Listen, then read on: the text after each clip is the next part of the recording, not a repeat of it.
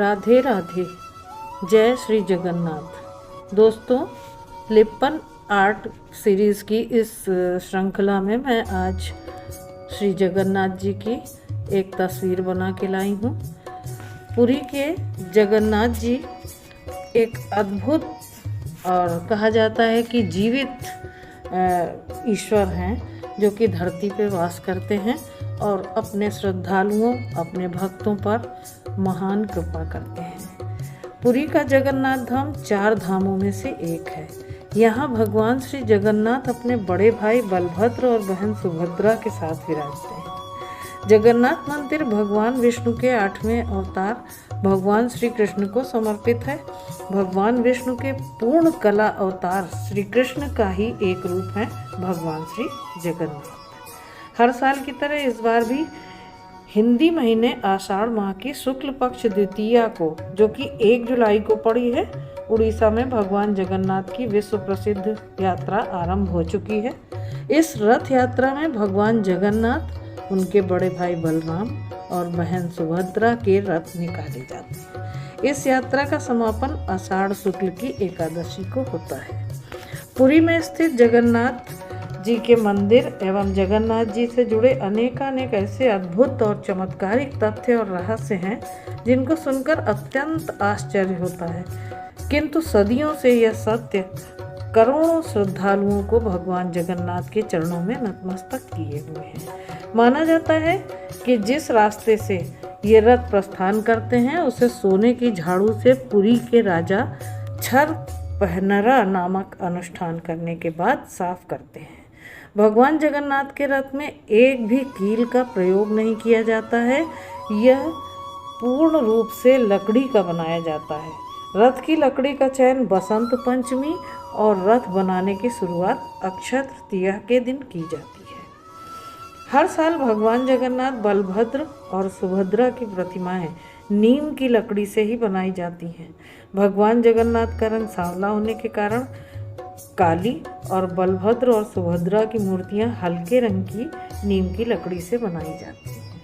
भगवान जगन्नाथ के रथ को नंदी घोष, बलराम जी के रथ को ताल ध्वज और सुभद्रा के रथ का नाम दर्प दलन है। ज्येष्ठ माह की पूर्णिमा को भगवान को जिस कुएं से 108 घड़े पानी से स्नान कराया जाता है, वो कुआं साल में केवल उसी दिन खुलता है। बहुत सारे ऐसे रोचक तथ्य हैं जो कि हमें जानने चाहिए, तो इसलिए मैंने सोचा मैं क्यों ना इस अपने भगवान श्री जगन्नाथ के इस काम को करते हुए आप लोगों से जुड़ूं और उनके बारे में थोड़ी बहुत जानकारी अगर किसी को ना हो तो दे सकूं, तो बहुत ही अच्छा होगा। तो इस तीनों रथ नगर का भ्रमण करते हुए जगन्नाथ मंदिर से जनकपुर के गुंडीचा मंदिर पहुंचते हैं। गुंडीचा मंदिर भगवान जगन्नाथ की मौसी का घर है, जहां पहुंचकर विधि विधान पूर्वक तीनों मूर्तियों को उतारा जाता है और 7 दिनों के लिए स्थापित कर दिया जाता है। कहा जाता है भगवान अपनी मौसी के घर आराम करने जाते हैं। 8वें दिन आषाढ़ शुक्ल दशमी के दिन रथों की वापसी होती है। इस यात्रा को बहुड़ा यात्रा कहते हैं। यहाँ से जगन्नाथ मंदिर पहुँचने के बाद वैदिक मंत्रोच्चार के बीच इन देव विग्रहों को पुनर्स्थापित कर दिया जाता है। कहते हैं कि भगवान के रथों को खींचने से 100 यज्ञों और मोक्ष का पुण्य फल प्राप्त होता है। पुरी के श्री जगन्नाथ मंदिर से जुड़े अनेक अद्भुत तथ्यों में से कुछ ऐसे चमत्कार हैं जिन्हें श्री जगन्नाथ प्रभु की लीला ही कहा जा सकता है। जैसे मंदिर से मिलने वाला जो प्रसाद होता है, जो महाप्रसाद कहलाता है, कभी खत्म नहीं होता। चाहे 1000 व्यक्ति हो या 1 लाख श्रद्धालु हो, सभी को प्रसाद मिलता है। ये प्रसाद तभी समाप्त होता है जब मंदिर का द्वार बंद होता है ना आश्चर्यजनक। दूसरा, मंदिर के शिखर पर लगा हुआ ध्वज जो प्रतिदिन बदला जाता है। ऐसे सामान्य मंदिरों में कभी ध्वज बदला नहीं जाता जल्दी, लेकिन यहाँ प्रतिदिन ध्वज बदला जाता है। माना जाता है कि अगर ध्वज नहीं बदला जाएगा तो मंदिर 18 वर्षों के लिए बंद हो जाएगा। तो प्रतिदिन बदला जाता है और सदैव हवा के विपरीत दिशा में फहराता है। ये अपने जब भी लहराता है तो हवा जिस दिशा में चलती है उससे विपरीत दिशा में लहराता है। मंदिर के शिखर पर लगा सुदर्शन चक्र किसी दिशा से देखें, चाहे किसी भी कोने से देखें, हमेशा एक जैसा दिखाई देता है। मंदिर के शिखर पर कभी कोई पक्षी नहीं बैठता। शिखर की परछाई दिन के किसी भी प्रहर में किसी भी जगह नहीं बनती। मंदिर की रसोई विश्व की सबसे बड़ी रसोई है, जिसमें महाप्रसाद बनता है।